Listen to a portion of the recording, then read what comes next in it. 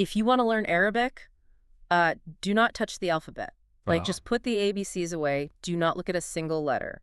And I realize how entirely counterintuitive that sounds because, well, for basically every other language on the planet, there's a universally accepted starting line. yeah, there's a set path. Exactly. Right. You buy the workbook, you open to page 1, and right there, staring back at you, ready to be memorized, is the alphabet. You know, it's A to Z, alpha to omega, Yeah. the undisputed building blocks. It is the assumption we all bring to language learning. I mean, first, you master the physical shapes of the letters.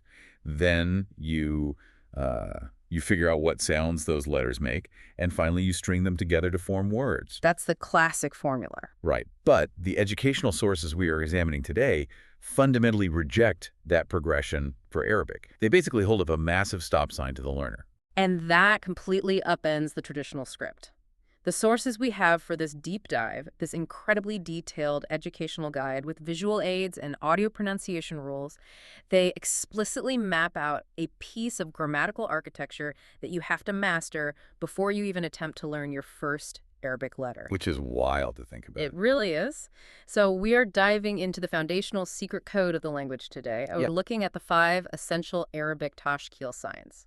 Yeah, and the Tashkeel system represents an absolute paradigm shift for anyone coming from a language like English. Totally. The central thesis of our sources is that these signs, these little distinct marks that just kind of hover around the text, they are the invisible architects of meaning. They literally dictate the phonetic reality of a word. Wait, if they dictate the phonetic reality, what are the actual letters doing? I mean, it sounds like you were saying the alphabet itself is secondary. Well, in a way, it kind of is. The sources explain that Arabic roots form a consonant skeleton.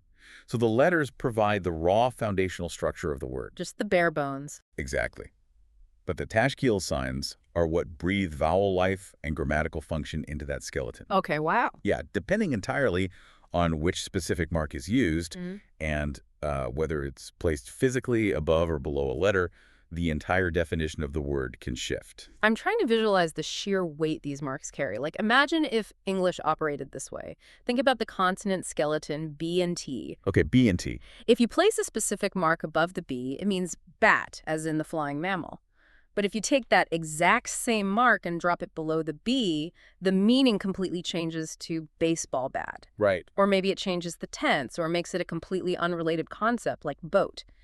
The letters didn't change at all. Not one bit. The entire burden of meaning is resting on a mark that isn't even part of the alphabet. That is the exact mechanical reality the guide is preparing you for. I mean, these are not polite optional pronunciation guides for beginners. They aren't just training wheels. No, not at all.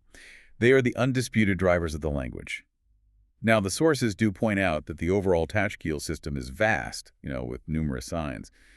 But our guide strictly isolates 5. Just 5. Which implies that these 5 are doing the heavy lifting for the entire language. They are the master keys. Every single other more complex sign in Arabic is fundamentally derived from the mechanical rules established by these foundational 5. It makes sense. If you understand how these 5 manipulate the vocal tract and alter meaning, you possess the absolute blueprint for reading the language. And we definitely need to break down exactly what these 5 keys look like and how they physically function. Let's do it. So let's start with the first batch, the 3 signs that the guide groups together. They seem to act as vowel mimics, right? Kind of stepping in to do the job that letters like A, E, I, O, and U do in English. Yeah, that's exactly how to look at them. And the visual slides in our source material use a really effective placeholder to demonstrate these. I thought that was super clever. Right. Rather than showing you actual Arabic letters, which would honestly just be a distraction at this stage, they show a generic circle made of red dots. Just a little dotted circle. Yep. This dotted circle represents any consonant you might encounter. And for the first sign, the Fatha, we see a distinct diagonal stroke hovering directly above that dotted circle. So it's just a single straight angled slash sitting above the text line. Correct. And that placement is an absolute requirement. The Fatha exclusively exists in the airspace above a letter. Okay, got it. Phonetically, the audio guide pairs the Fatha with the English vowel A. But it's not just about identifying the sound, The instructor really emphasizes the physical articulation. They repeat the phrase futa, futa, and demonstrate the effect on a consonant with fa, fa. I mean, listening to it, it sounds incredibly open. You have to physically drop your jaw to produce that. It is an active opening of the mouth. The consonant provides the sudden burst of sound, and the Fatha floating above it forces the vocal tract to open wide, producing that distinct A register. Okay, so the Fatha is the diagonal slash above the line, giving us an open jaw, a sound. That feels manageable. It is. But as I look at the visual aids for the second sign, the Kasra, I have to admit I'm slightly confused. How so? Well, visually, the Kasra is the exact same geometric shape. Like, it is identical to the Fatha. It's the same diagonal slash. Why wouldn't a language just invent a different shape to represent a different sound? Because the Arabic reading system heavily leverages spatial awareness. The guide forces you to pay attention to verticality. So the placement is everything. Exactly. The Kasra is identical in shape, but it is placed strictly under the letter. Dropping that mark below the text line signals a fundamental shift in how the vocal tract operates. Wow, okay. That requires a completely different way of scanning a page. It really does. In English, my eyes are essentially locked into a horizontal track, just marching left to right. But this system forces like a three-dimensional reading. You are reading left to right, but you are simultaneously forced to scan up and down to catch these elevation changes. It is a constant, simultaneous vertical and horizontal processing. And the audio source demonstrates the consequence of that elevation drop. When the slash moves under the letter, becoming the Kasra, the phonetic counterpart shifts to the English vowels E and I.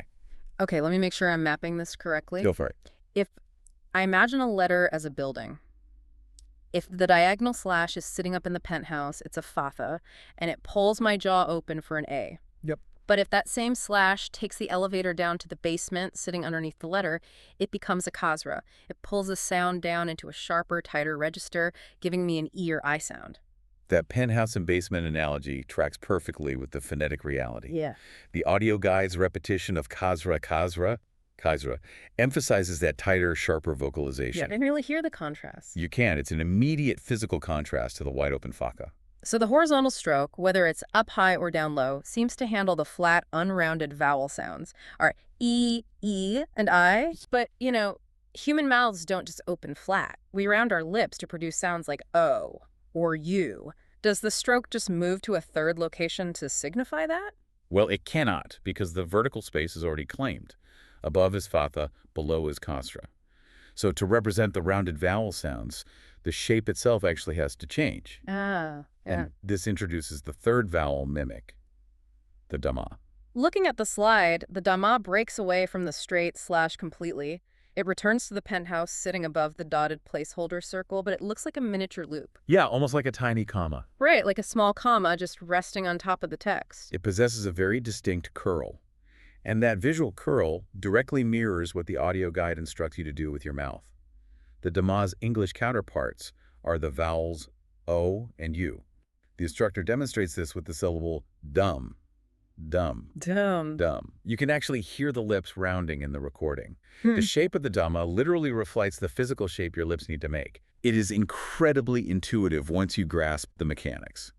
The consonant skeleton sits on the line, and these three signs, the Fatha, Kasra, and Damma, they dictate whether your mouth opens wide, pulls tight, or rounds forward. That covers so much ground. It does. Between these three marks, you have established the foundational phonetic spectrum that English achieves using dedicated letters. But in English, those vowels take up physical real estate on the page. In the word cat, the A demands just as much horizontal space as the C and the T. That's a great point. Arabic is incredibly compressed by comparison. The entire vowel spectrum is just, floating in the margins. It is highly efficient.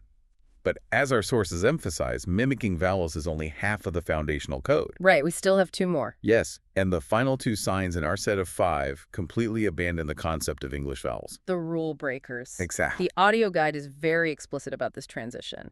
For the final two signs, the instructor repeatedly warns it has no counterpart in English. They really hammer that home. They do. And that implies we aren't just learning new sounds, we are having to learn entirely new mechanical concepts for how reading works. We are. If the first 3 signs are about dictating which vowel sound to produce, the fourth sign, the Sukoon, is about the explicit absence of sound. The absence of sound. Visually, the slide shows a perfect closed circle resting directly above the dotted consonant placeholder. But wait, why do you need a physical mark to tell you there is nothing there? If there's no vowel mark, shouldn't you just assume there's no vowel? Because Arabic does not tolerate ambiguity, Ah, especially in its foundational texts or its formal instruction. The audio guide explains that the Sukoon is an active command to the reader to leave a letter completely without a vowel. oh, I see. It instructs you to physically halt the vocal cords on that specific consonant. Repeat after me. Sukoon. Sukoon. Sukoon. It is a visual marker for an abrupt stop. I'm trying to compare this to English. If I look at the word stop, it starts with an S and a T. There is no vowel between them. Right. But I don't need a special symbol above the S to tell me not to say sit top. We just naturally glide the consonants together. True. But we glide them because English relies heavily on intuition and native rhythm. Arabic mathematically plots the rhythm right on the page. That is so precise. The Sukoon tells your mouth exactly when to cut the vibration dead in its tracks. You do not glide, you stop. Ah, so it operates like a musical rest. Yes. If Fatha, Kasra, and Damma are the actual notes playing the melody, the Sukoon is a rest symbol on the sheet music. It's a hard stop sign forcing you to pump the brakes, ensuring you don't accidentally let a vowel slip in where it doesn't belong. A musical rest is exactly how you should conceptualize it. It manages the timing and the silence, just as strictly as the other marks manage the sound, That makes perfect sense. which perfectly sets up the fifth and final essential sign, the shada. The shada. Now, visually, this is the most intricate of the bunch. It sits above the text line, and it looks like a distinct crest, almost exactly like the letter W. Yep, little W. And again, the guide hits us with the warning, no English counterpart. The function of the shada is to double the pronunciation of the consonant it sits upon. It is a rhythmic and physical doubling. Doubling the consonant itself. Exactly. The instructor in the audio source drives this home through their repetition. Shada, shada, shada. You can actually hear them physically holding the dud sound in the recording. Yes, you can. They aren't just saying it louder. They are stopping the airflow for a fraction of a second longer before releasing it. Shida. But wait, if you want a letter to be doubled, why wouldn't Arabic just write the letter twice? Look like English does. Right. English does that all the time. Letter has two T's. Apple has two P's. Why not just write the consonant twice? This goes back to our discussion about the consonant skeleton. Arabic highly prizes the visual root of a word. Often words are built on three-letter roots. Okay, the core structure. Right. If you start fundamentally altering the root by writing letters twice, you obscure the visual origin of the word. Oh, that would mess up the whole system. Exactly. So instead, the root remains pristine on the page, and the shada is deployed from above to mathematically double the sound without cluttering the skeleton. Continuing our sheet music analogy, if the Sukoon is the musical rest forcing a pause, the shada is like a double beat on a snare drum. That's a great way to picture it. It changes the time signature of the word. You hold the articulation, delaying the release, which totally alters the rhythm. And altering the rhythm alters the meaning. This is a really critical point the sources make. The shada is not just some decorative flair. It's functional. Highly functional. If you have a root word and you place a shada over the middle consonant, you frequently change the verb from a simple action to an intensive action, or you change it into a causative verb. So skipping that tiny W crest doesn't just mean I pronounce the word with a slightly weird accent. Not at all. It means I completely change the definition of the sentence. Precisely. The stakes are incredibly high with every single mark. A missed fatha changes the tense. A missed shada changes the verb entirely. It paints a picture of a language that is deeply mechanically intentional. There is zero room for guesswork. None. So to lock these 5 essential keys into place for you listening, let's just review the physical mechanics really quickly. Good idea. First, we have the fatha, the diagonal stroke in the penthouse, forcing the jaw open for the A sound. Second, the kasra, the identical diagonal stroke, but dropped to the basement, pulling the vocal tract tight for the E and I sounds. Right. Third, the Damma, the comma-shaped loop in the penthouse, forcing the lips to round for the O and U sounds. Fourth, the Sukoon, the closed circle, acting as a musical rest, an active command for silence, and a hard pause on the consonant. Yep, the stop sign. And finally, the shada, the W crest, the snare drum double beat, forcing you to physically hold and emphasize the consonant. You've got it. And at this point in the educational guide, the audio instructor actually pauses to offer a congratulatory message. Oh, really? Yeah, they state, now, if you've reached this point, congratulations. You've taken your first and most important step in learning Arabic. The material deliberately frames this as the ultimate milestone. That is fascinating. The milestone isn't learning your first word. The milestone is simply understanding the mechanics of how the invisible architecture operates. Because by internalizing the Fatha, Kasra, Damma, Sukoon, and Shadda, you have acquired the strict mechanical rules needed to pronounce words. You have the engine. Exactly. The guide promises that in the very next sequence, once you actually look at the physical letters, you will be able to read your first words almost immediately. Because the alphabet is no longer a mystery, it's just a vehicle. The alphabet gives you the raw shapes, but these 5 marks are the engine that actually drives the sounds. It completely shifts how you think about the process of reading. It really exposes how much we take our own native reading processes for granted. We rarely think about the physical mechanics of reading unless we are forced to confront a system that operates on an entirely different set of physical laws. And that leads directly to the final thought I want to leave you with today. I want you to really think about the daily reality of the English language. Oh, this is a fun comparison. It is. English relies on a massive amount of invisible context, completely arbitrary spelling rules, and historical baggage to distinguish meaning. Just think about the letters R, E, A, D. It is a perfect example of English ambiguity. Exactly. If you see R, E, A, D on a page, you have no mechanical instruction on how to pronounce it. Zero.